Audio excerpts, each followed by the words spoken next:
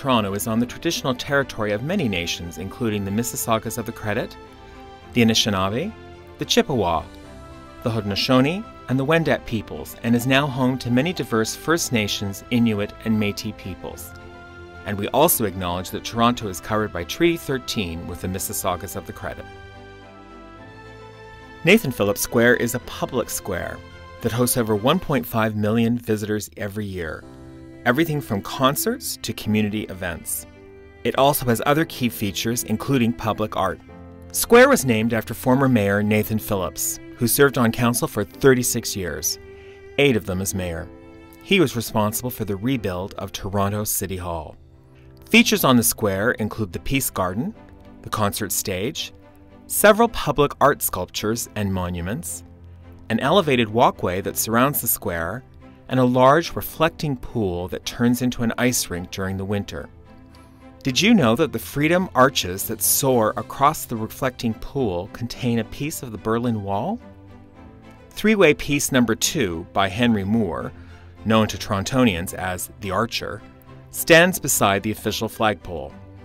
The art piece was part of the architect's initial plan for the square. However, the piece caused controversy because of its abstract design and cost. As a result, Mayor Philip Givens undertook a campaign to raise the $100,000 needed to purchase the Archer through private donations. In the southeast corner of the square are 5 flags from the Mississaugas of the New Credit, the Haudenosaunee, or Six Nations of the Grand River Territory, the Huron-Wendat, as well as the Métis Nation and the Inuit Tapirat Kanatami. The current City Hall in Toronto is the 4th building to house the seat of local government since it was formed in 1834. Prior to this building, the area was called the Ward, and it was a heavily populated community of newcomers, refugees, and migrants. In 1957, an international architectural competition was launched to find a design for a new Toronto City Hall. 510 submissions were received from 42 different countries. The winner of the competition was Finnish architect Viho Revel. Revel's design was divided into 3 main parts: the podium, the convex circular council chamber, and 2 office towers of differing heights. The entire complex has a sculptural quality that makes it a striking landmark and a symbol of a growing city in the modern age. Construction started in 1961, and the building was opened on September 13, 1965. The final cost was approximately $31 million. Tragically, Revel did not live to see the building open.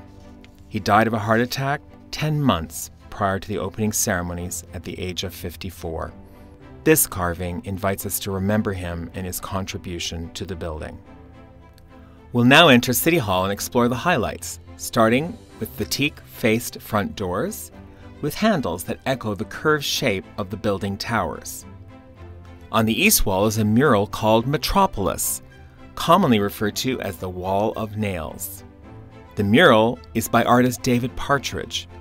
It was the winning entry in an art competition held in 1974 to select a permanent work of art which complemented the City Hall's unique architectural style.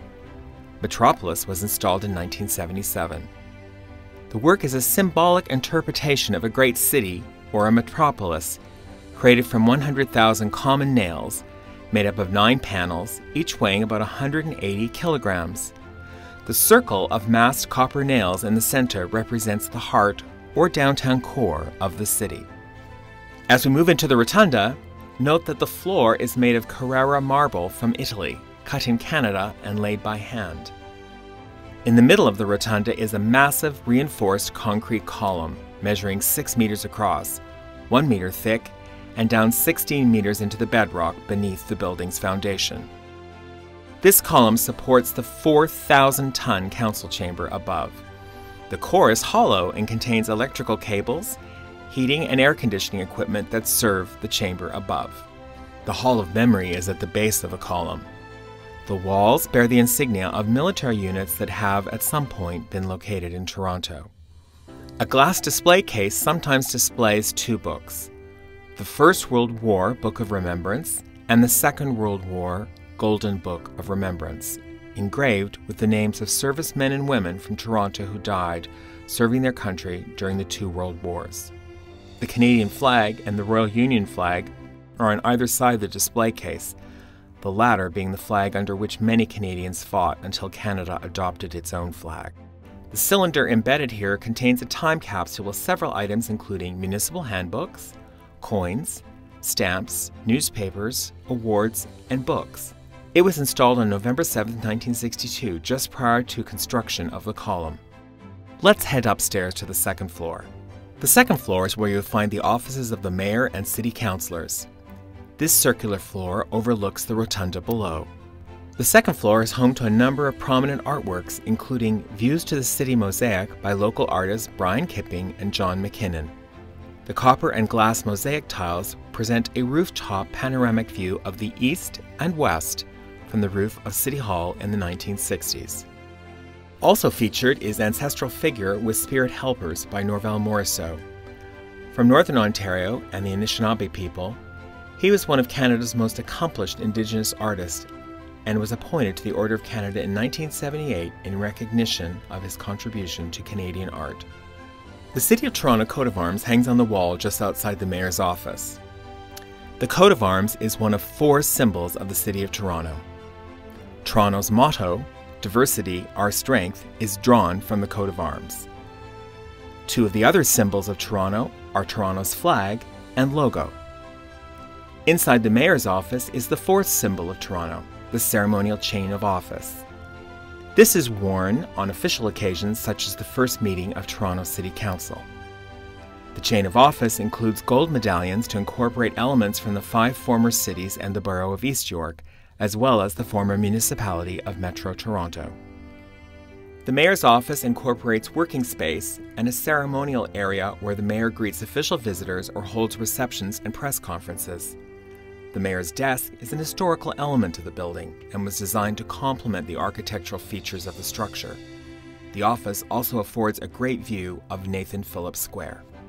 An unknown gem of Toronto City Hall is an outdoor observation deck on the 27th floor of the East Tower. Within Ravel's original design, his vision was for a top-of-the-tower rooftop restaurant. Although the restaurant never opened, the floor did become an outdoor observation deck until it was closed for accessibility and safety concerns. We are now in the Council Chamber, the heart of the design of City Hall. Official meetings of Toronto's City Council are held in the chamber and the public can attend when Council is in session. The chamber is 46 meters wide and 12 meters at its highest point, and supported solely by the circular column below it. The ceiling weighs over 2,000 tons and was made by pouring concrete into a single plywood mold. It took 40 days for the concrete to dry. The horseshoe-shaped council floor has desks to accommodate the councillors and mayor, with the speaker's platform at the head of the room. The members' lounge is located behind the council chamber. During meetings, the lounge is a private retiring area where members can take a break, make phone calls, or speak with their staff. It is also used as a venue for official receptions, press briefings, and on other occasions. Outside the council chamber is the podium roof. In the 1960s, visiting dignitaries would arrive by car onto the roof and be welcomed at the front door of the council chambers.